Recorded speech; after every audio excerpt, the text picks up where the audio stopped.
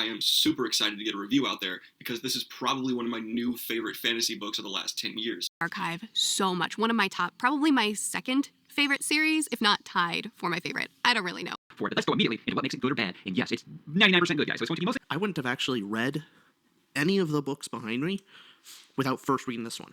This is actually the book that got me back into reading. Top 2 series of all time are the Stormlight Archive and... In this book, it's genius. It's absolute genius. I loved everything about this. The Way of Kings and the Stormlight Archives is absolute genius. Call yourself a fancy book reviewer if you haven't read The Way of Kings. I loved it. It was awesome. I give this one 5 stars. And I now have to admit that I am going to be drinking the Stormlight Archive Kool-Aid. Because I feel supremely underqualified to talk about books such as this. I become so invested in this way, I must definitely get something about it. This is the final 5-star. Hi. So, Way of Kings obviously means a lot to a lot of people, and I'm going to try to do my best to break it down, review it, give my opinions, good and bad. Now, I've wanted to read Way of Kings for like a couple of years now, but first I had Elantris and I was still finishing that. Someone I know told me to read Warbreaker, so then I read that, and then I read half of Final Empire, took a break for like a year, came back, reread the whole thing. Then I read the first era of Mistborn, and now I'm finally here, finally reading the Stormlight Archive.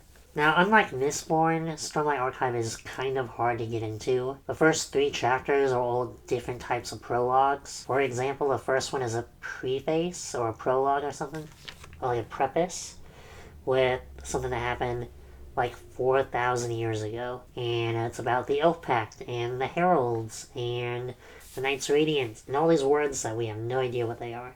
Then the second prologue is about an assassination of a king on the day they sign a treaty with their enemy. And there's a lot of magic involved with this, slashings and things like that. A lot of important characters probably show up in this prologue. And it ends with the king, as he is dying, kind of gives vague instructions to his brother about finding the words only a man can speak, or something along those lines. And we get the third prologue, which is technically chapter 1, and we get it from the POV of this character called Sin, and Sin is viewing Kaladin, the main character, in a certain light, and they're on this battlefield, and then something goes horribly wrong, and then the next time we see Kaladin, he's a slave. It's a lot of jumping around. But there's 3 different viewpoints in this book: Shallan, Dalinar, and Kaladin. We will talk about Shallan's first, because it's the most removed, so that's easy enough to talk about. And then Dalinar's, and then we will end with the main POV, which is Kaladin's. He has the most chapters, and he also has about 10 chapters worth of flashbacks. And I guess every book there will be a different character that has a flashback arc. So early on in Shallan's journey, she's trying to become a historian, I think, of sorts. And she's trying to become an apprentice of this person called Yasna. She's been chasing her all around. And we can quickly find out that the reason why Shallan wants to become an apprentice to her is because, well, for some reason her dad is dead. And that's a big deal, because it seemed like he was alive in the first chapter, but then later it's like, no, he's dead. And we learn quickly that her dad was kind of a bad person, very abusive, hung out with some shady people.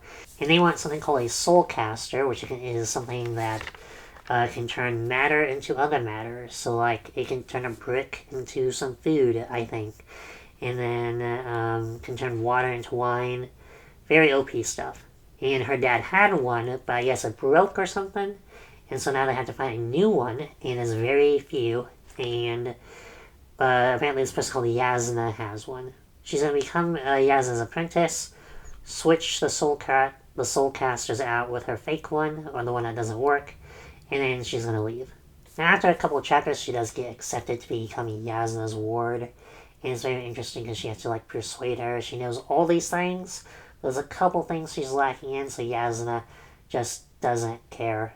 So Yasna rejects her, but there's a chapter where she's hanging out outside of Yasna's room or something, and she's drawing, and she's an artist, and the prose that are used in this section are very, very, like, passionate. There's a lot of passion that goes into, like, the couple of pages of her drawing, and you can tell that this was very easily written, just like, this is something Brandon Sanderson cares a lot about, so when he wrote it, he probably wrote it within, like, a couple of minutes. And it was really easy, and it just kind of came to him. That's how I felt while reading it.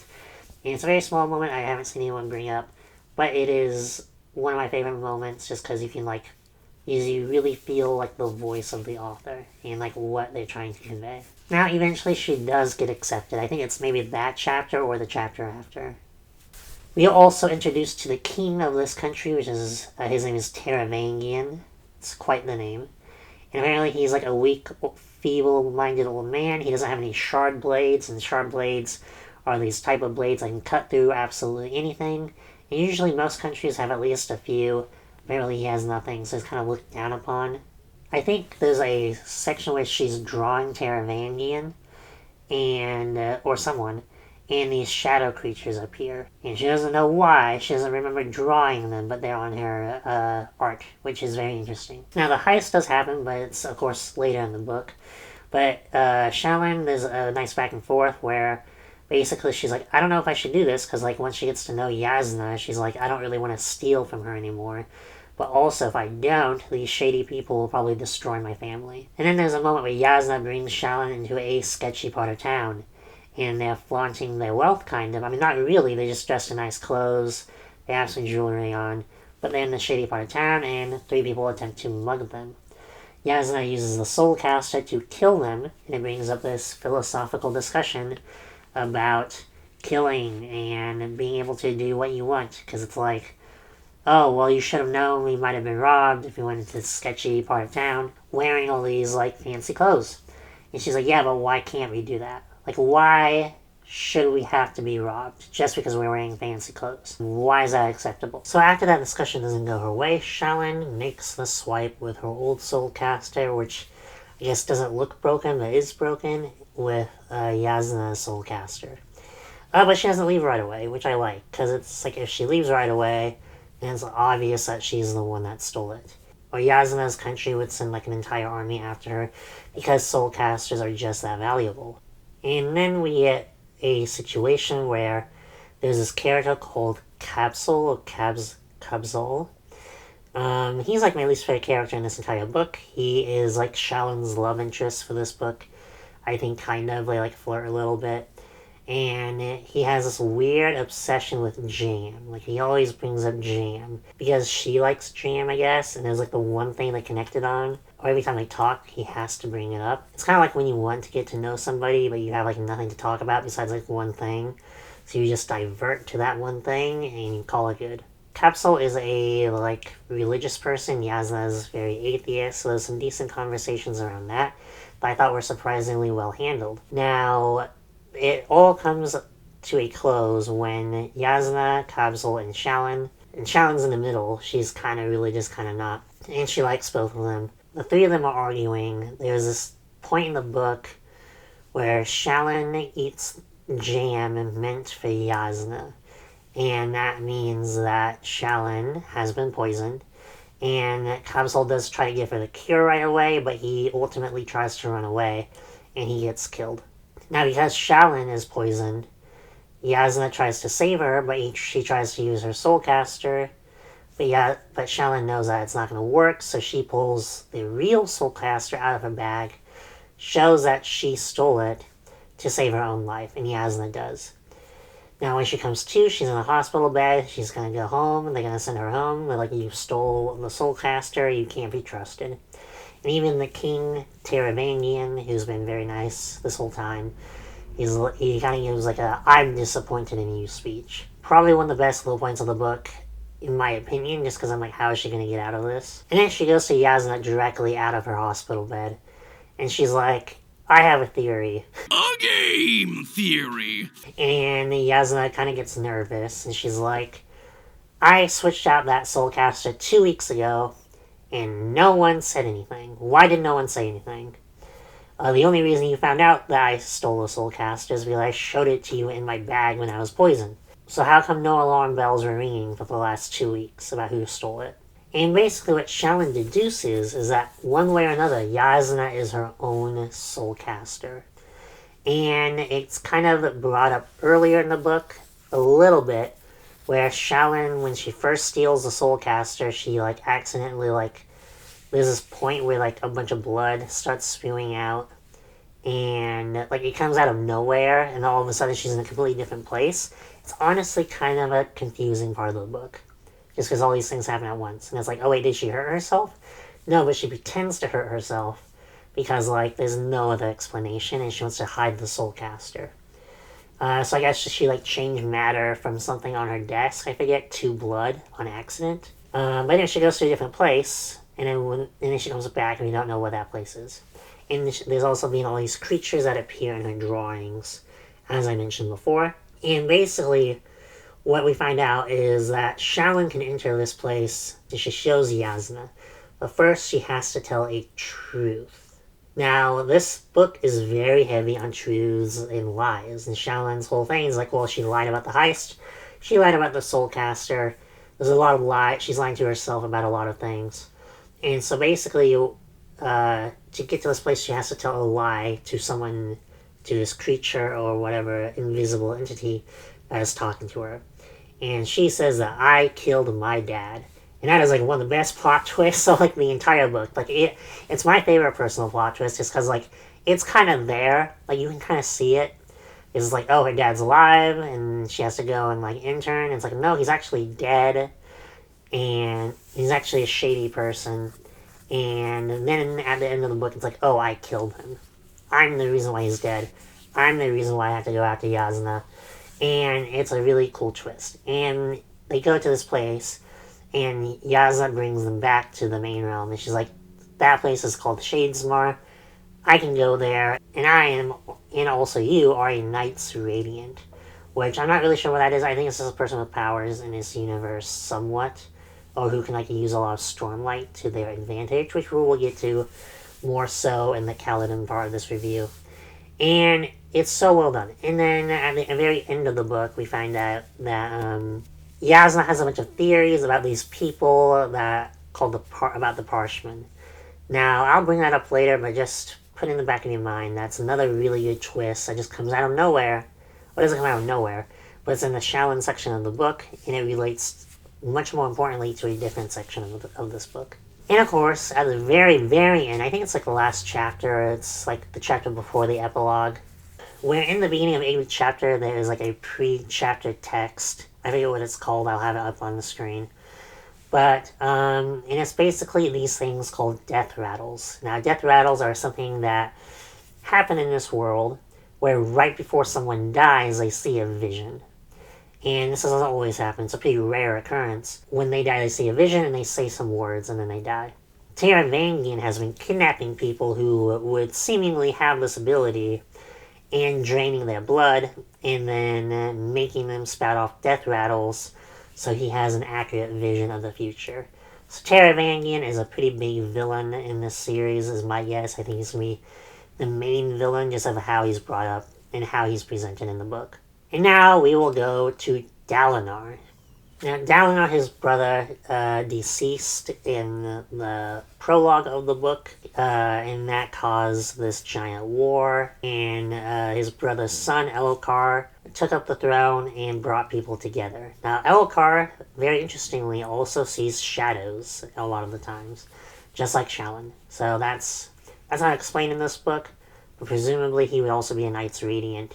Maybe. I don't know. Dalinar is a warmonger, or was a warmonger. In the last 7 years during the war, he doesn't really seem to care for the war anymore. He did at first, I think. But, like, I guess slowly over the war, he's just, like, tired of it. And he's, like, not really... He doesn't really care too much. He cares more about his people than the battle itself. Even if it's to revenge his own brother. Now, he carries a book around called The Way of Kings. Which is this book. But it's not this book. There's always a trope in fantasy where there's like a book inside the book with the same title of the book, right? I don't really like that trope personally, but I think it's done well enough here because the two books are different. The Way of Kings book in universe isn't about the characters in the book. It's a completely different thing, just related to the themes of the book, so it's fine. The war is taking place on this place called the Shattered Plains. Now, the Shattered Plains is a giant landscape that has a bunch of different, plains that are disconnected through cracks, and you have to use bridges to cross each plane, and there's a giant war being fought on this thing with a people called the Parshendi. Now, I mentioned the Parshmen before. Well, those are different, but probably not. There's probably a connection. I don't think there's a connection yet, but there probably is one. In between the plains, there are these creatures called the Chasm Fiends. And they're giant monsters, and they don't really ever show up, but they are cool. And when you kill off these giant monsters, you get gem hearts. And gem hearts are like the currency of this world, I think. And maybe they power things, I'm not really sure. But I gotta be honest, in the beginning I didn't really care much about this part of the book. It was just kind of boring, until we get to a certain part, which I'll bring up in a second. But first is an assassination attempt. Someone loosens a saddle on Elkar's horse, and when a chasm fiend attacks Slim, he flies off the saddle and he almost dies, but he doesn't die. And some people think he's being paranoid, but Dalinar checks into it anyways. Doesn't really matter until the end of the book, but it is something to bring up. Now, throughout the book, Dalinar gets these visions. And these visions, as he slowly puts them together, are part of the past. Now, another part of this plotline is a character called Sadeas, who was the previous king's right-hand man alongside with Dalinar. And him and Sadeas, Dalinar and Sadeas have opposing viewpoints on the war. Sadeas loves it. Dalinar doesn't love it. Sadeas thinks it will bring the country together, even though the country is pretty much already together, and Dalinar doesn't really care. Sadeas wants to, his ultimate goal is he's just kind of like a mustache-twirling villain. He just wants to kill Dalinar and presumably Elkar, take the throne, and just continue the war, I guess. I'm not really sure. Now, Dalinar gets these visions when he's talking to some god-like person. And these visions are of the past, and he notices different things about the landscapes and the countries, and he's piecing things together. That kind of got me more interested. But what got me really more interested when there was a sort of progress in this plotline, where Dalinar and Sadeas kind of become friends again, and they kind of ally themselves to take down the Parshendi. Now, under the king, there are 12 lords. I think I have a different name for them. Let's just use the word lords for now. And these lords will attack and go out on the plains by themselves with their own armies. They never really team up. So it is kind of a divided country. Now, for more information, Dalinar also has 2 kids. They're not really important in this book, but they're entertaining well enough. And then Dalinar also has a love interest called Navani, who isn't super important in this book either, but she was the king's ex-wife. So that's complicated. When Dalinar has these visions, it's kind of like he's having a stroke or whatever in person, and he's freaking out, and he has to be pretty much by himself. He's trying to hide it. These people are already doubting his position as ruler because he's kind of against the war, and he's older, so they're just kind of doubting him. And then with these visions, they doubt him a lot more.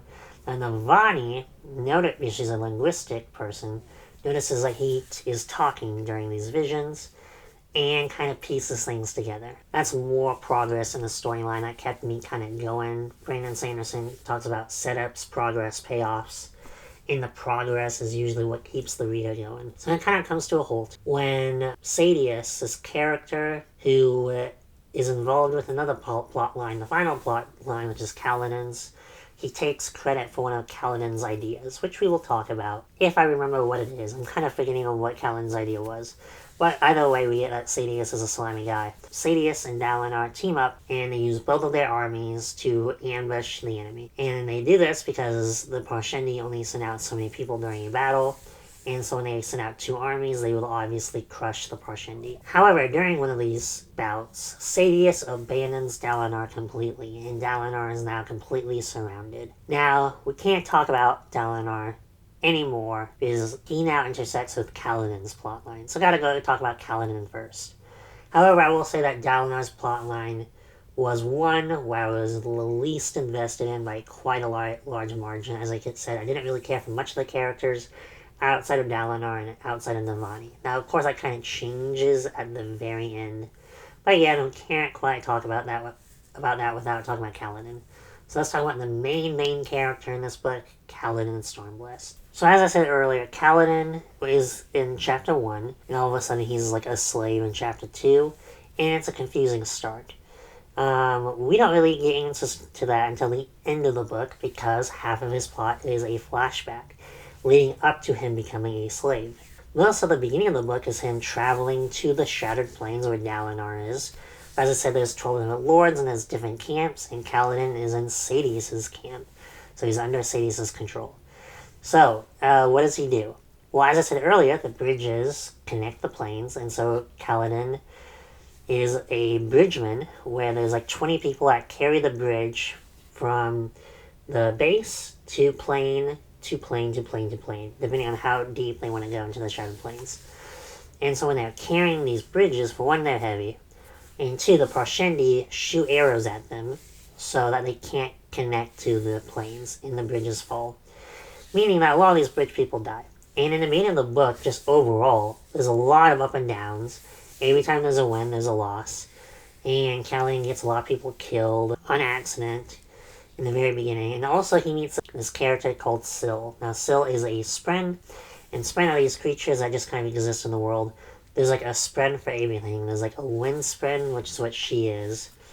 And there's like Fire Spren, and there's like Spren for feelings too. Like anything that exists is probably a Spren for it. Even if, I think even objects have Spren, like chair Spren. Maybe I'm wrong about that. But I know like emotions and elemental things that just kind of exist, pre-humans at the very least, all have Spren. So she meets a Wind Spren, and she's slowly learning. She's slowly becoming a person. She's very, very childish in the beginning, and she gives him a lot of hope. And there's a point in the book where he tries to expire himself, and she prevents that by giving him a leaf as a gift, thinking it'll cheer him up. But in reality, it's a poisonous leaf, and that makes him laugh, and he decides to go back inside and try again. And then he's like, okay, I'm sick of this, I'm going to do something about it. And he makes his, like, fellow slave people become, like, soldiers. He makes them do, like, drills. He kind of takes charge. And they're very resistant at first, just because they're like, well, I'm going to die. I just want to, like, sleep until that happens. And Kaladin's like, no, we're going to do this. We're going to become super efficient. We're going to become, like, an actual team. And again, that's a huge up in the book, especially when the people start actually listening to him. Now, I think this is probably the best point to go into flashbacks, is initially he wanted to become a soldier to marry this one chick. There's like a classism, racism type thing with eyes. There's light eyes and there's dark eyes. In the light eyes, they're on top, the dark eyes are at bottom. Kaladin is a dark eyes, and he wants to marry this light eyes gal, who I think her name is like Laura or something, or no, Laurel, something like that. And so and the way to do that is to become a soldier and earn a shard blade. And shard blade are just like magical blades in this universe using Stormlight, I think. And when you get a shard blade, you will become a light eyes. And that's the idea. And when he can do that, he can marry her. And it's all good. But then he quickly gives that up because his father kind of forces him to become a surgeon. And there's a lot of cool philosophical debates with Kaladin and his father about there are two types of people who kill and people who save. And Kaladin kind of wants to be both. And he thinks he knew that by becoming a soldier. He's resistant to it, but he does like follow his father's footsteps until he tries to save someone with his medical expertise, and he fails. And his father's like, listen. And it's like someone his age, and he's broken up about it. And his father's like, listen, you can't save everyone. You can't always be emotional about this kind of stuff. You have to like control your emotions. It's kind of like cold-hearted, tough love type stuff, which is kind of necessary, especially in this world.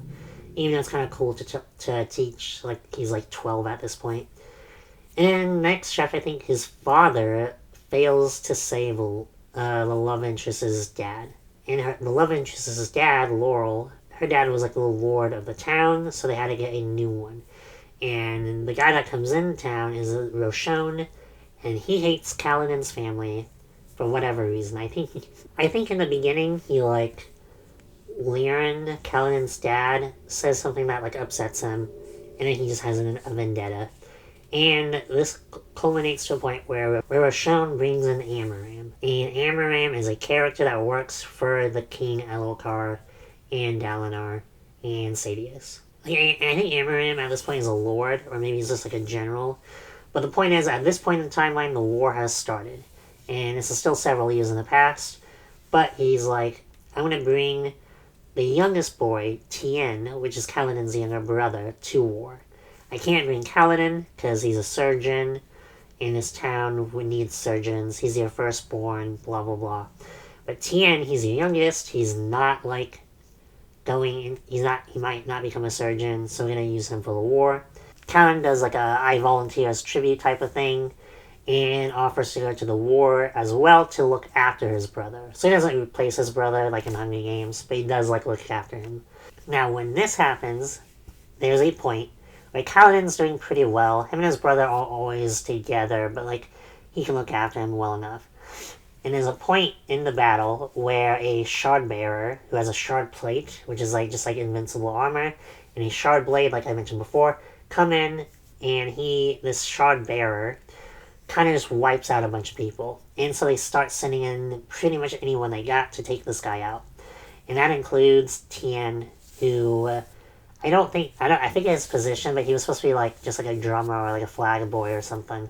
And I think that they send those people to take him out, or the shard bearer just gets to him. And Kaladin tries to fight the shard bearer, and basically Tien falls. He gets killed, and Kaladin fights the shard bearer with his regular weapons and somehow wins. Which means, if that happens, then according to customs, Kaladin gets the shard blade. But this shard bearer killed so many people that Kaladin likes that he just can't accept that. He won't do it. So he gives the shard blade to his second in command. Now he goes to the hospital. Amaram is like, listen, I need the shard blade, but this is against customs. No one can ever find out. And basically what he does is he kills Kaladin's whole crew and enslaves Kaladin. He's like, listen, I'm taking the shard blade. I'm changing the story. Your men were usurpers, that's what we'll say. But because you killed the shard bearer, and because I owe you, because I failed to protect your brother, I'll just I'll keep you alive, but you'll be a slave and you'll be sent to the Shattered Plains. So that's kind of what happens. Amram never shows up again in this book. So he probably will in the future, I imagine, because he's a pretty bad guy. Now, Kaladin, in the modern day, as I said, he's trying to, put together a team and do bridge runs properly. And there's a way that he does it so where like less and less of his people die, to the point where no one dies during one of the bridge runs, which is crazy. But there's consequences to that. So he does something where it's like, he does like a formation where he uses the bridge as a shield or something, so none of his people die. And so all the Parshendi are like, well, we can't kill any of those people, so we'll start shooting off all the other bridges, because there's multiple bridge crews. So now that there's no attack going on this one bridge, the Parshendi split their forces and attack all the other bridges. Which means that the army now potentially only has like one way to escape, and that's very, very troublesome. Which is another great, just good high and low. And this brings us to like the lowest low point for Kaladin. Because Sadeas is like, he's kind of mad. He's like, yeah, a lot of our breach people died. A lot of our soldiers died because of your plan. So basically what we're going to do is we're going to hang you out in a high storm. Now high storms are like insanely powerful storms pretty much. I don't know the details behind them too much, but they're just very powerful storms. And when you're outside during them, you're probably going to die. So they hang him up by like his feet or whatever. And during the high storm as it comes in, he's getting like flung around, but he sees like the face of God, which I think is maybe the same God who was talking to Dalinar, although I'm not really sure. But Kaladin does survive, and basically, even though he survives, it's kind of like a monumental point in the book, because it's like, oh wow, you like did like the impossible again. Like he's doing all these impossible things, like putting together the bridge crew, surviving a bridge run for like weeks and weeks and weeks, which is unheard of. Like, and within the first 2 weeks, everyone he knew initially was dead already. So the fact that he keeps surviving for like, I don't know how long this book takes place, like a couple months, is crazy. He survives a high storm. And then one of his people, I think Teft is his name, he notices that there's like orbs that like produce light, and they run on Stormlight. Well, around Kaladin, they get darker and darker. And especially when Kaladin is in bed after the storm and he's healing. Now, Kaladin is also healing very, very fast. So Teft puts 2 and 2 together and notices that, oh my god, he's absorbing the Stormlight, which means he's also a Knight's Radiant, just like Shallan, just like Yasna, and probably just like Elokar, and probably eventually just like Dalinar. Even though Dalinar, I don't think has exhibited any signs of that. I'm just assuming that it's going to happen. So Kaladin, even with all this cool stuff, it's like Kaladin is, like, he's depressed, because he's like, well, if I do well on my bridge runs, other people are gonna die. If I don't do well on the bridge runs, the people I know are gonna die. And it's just a hopeless scenario. So what they do is they plan to escape. And for a couple weeks they work on escaping. And they go on a bridge run with Dalinar and Sadeas. And they notice that Sadeas' army is abandoning Dalinar's. Now, this book is about classism. It's about racism and a bunch of other things in the fantasy landscape.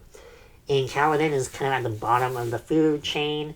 Dalinar is kind of at the top. So Kaladin and Dalinar have never met at this point. But Kaladin knows what's going on with Dalinar is wrong. He's like, listen, I don't like people that are like rich or whatever, but what's going on here is that all these people are getting massacred. They have been abandoned by Sadeas. So he's like, you know what? We're going to attack them from behind. We're going to give them an opening. And Dalinar doesn't use bridge crews. He has like some of the machine thing. Which kind of sets Dalinar apart from the rest of the lords. Which I think Kaladin does take note of. He's like, this guy doesn't really use slaves in the same way I think he still has slaves. I could be wrong. But he doesn't use slaves in the same way that the others do. And also, this is wrong. He's getting slaughtered. So, they attack from behind, and Kaladin swears an ideal. Now, it's a hype part of the book, even though I have no idea what that means. Like, him and Syl are doing something. He is struggling to decide if he wants to save Dalinar, a rich person, a royalty. And basically what happens immediately after this is that he gets a shard blade and a shard plate. And he runs through the Parshendi. Except one, who I'm guessing will return. This Parshendi fought Dalinar and can talk, and when they see Kaladin, all the Parshendi start singing. That's very interesting because it kind of leaves things open. Now, nonetheless, Kaladin saves Dalinar, and they meet each other, and Dalinar goes to Sadeas, and he's like, listen, these bridge people, I want to take them under my wing. And he's like, no. And what Dalinar does is is like, listen, I will give you my shard blade if you give me all these people, which is a big deal. There's like maybe 100 shard blades in existence, and so Sadeas kind of takes him up on the offer. He's like, this is stupid. And then Dalinar has another good line, which I'll put up on screen now, where Kaladin is like, why did you do that? That thing is priceless. And then Dalinar says whatever he says. So it's kind of shows that Dalinar is like an actual good person, despite his past and despite his class. And I think what he's basically going to do is he's like, listen, Kaladin, I'm going to make you and your team my bodyguards. Kaladin's want initially was to be like a soldier, and then his want was just like survive. But like, I think Kaladin's whole point is that he needs to find a balance between saving and killing people. And the bodyguard position kind of does that well, but we obviously know it's going to put him in direct conflict with a bunch of people, and it will risk losing more lives. And I think it will be very interesting for Kaladin being around so many light eyes, and it'll be like, alright, will he be as racist or as classist as he once was in this book? Probably not. Like, that's character development. Now, Dalinar also attacks Elhokar, because he's like, listen, I put two and two together and noticed that you basically cut the saddle yourself. And you put up this assassination attempt on yourself. And Elhokar's like, listen, I did that because I'm pretty sure someone's trying to kill me because of the shadows. But I can't prove it. And I want you guys to take it more seriously. And Dalinar's like, listen, I will, but I'm in charge now. Like, basically what happens is that Dalinar kind of takes control. And he's like, I'm going to end this war as fast as humanly possible. And that's kind of where we leave off. Now, as I'm saying throughout the entire book, there are these Parshmen who are like slaves, but like different from Kaladin in the sense that they're just like robots, basically. They're like flesh of robots. They don't really do much. They don't really say much. They just do as they're told. And as I said, they're related to the Parshendi. Now, throughout the entire book, there are these creatures called the Voidbringers. And they're just kind of like historical people who once fought previous Knights Radiants, and above the Knights Radiants were the Heralds, and the Heralds controlled all the Knights Radiants. They were like 12 of them, or 10 of them, and they were like the top dogs. And they fought the Voidbringers, and there's all this lore. I guess the Parshmen, according to Yasna, are the Voidbringers. So I don't know what that means. I guess it's just like the enemy is lying in wait, waiting for a time to strike. But knowing that these Parshmen are literally all throughout society, like everyone has Parshmen. Even the lower class people, I think, have Parshmen. And that they are in every aspect of life, and they are also these, like, creatures that fought humanity at one point. So I'm wondering if they will, like, evolve into these monsters, or if they will stay humanoid. I'm very interested in seeing what happens with that. But that's another great plot twist that just comes out of nowhere with the Shallan section of the book. Now with the Dalinar section, it is kind of built up. But even so, this book is really, really solid. I enjoyed pretty much all of it. There was no point where I was bored, and it's like 1,000 pages. The prose are very, they're a little bit more basic. I think he does a better job with this book than he does with, like, Mistborn. I think the prose are just more well put together here. All 3 characters are really, really well done. And I guess next book is Words of Radiance, which is Shallan's book. And I'm excited to see where that goes, because right now she's probably my favorite character, her Kaladin. And I will be reading a book about that next week. This book is about 300,000 words, and at 300,000 words, I can probably give this book a 7 out of 10. Really, really strong start, maybe a 7.5 out of 10. I really, really, really enjoyed the last 100 of pages or so. Predictions for the next book, I don't really have a whole lot. But I do think that Shallan won't meet them until, like, the very end of the book. That's, like, my main thing. I think these things are drawn out a little bit, and I think Brandon Sanderson wants the characters to, like, earn these, like, huge audience-pleasing payoffs, which is, like, Shallan meeting Kaladin or Shallan meeting Dalinar. And I think that's going to be one of them. I think he's going to put it off until, like, close to the end of the book. And Shallan's going to tell him, like, hey, all these people are Voidbringers. Knight's Radiance are a thing, even though they haven't been a thing for, like, 10,000 years. So, yeah. I'm sorry if there are many points where that just come off as confusing. There's so much in this book that I will try to get across better in the next book. But yeah, Knight's Radiance haven't been around for 1,000 years. The Heralds led them. They fought the Voidbringers on this planet 4,000 years ago. Spreading are a thing. Stormlight is like the magic system. The assassination guy never really shows up again. That killed the king in the beginning, except now that he is being controlled by somebody. I think that's all we know. We find that out towards the end. He has a new master. And actually, no, we do find out who that is. It's Taravangian. Taravangian controls him at the very end.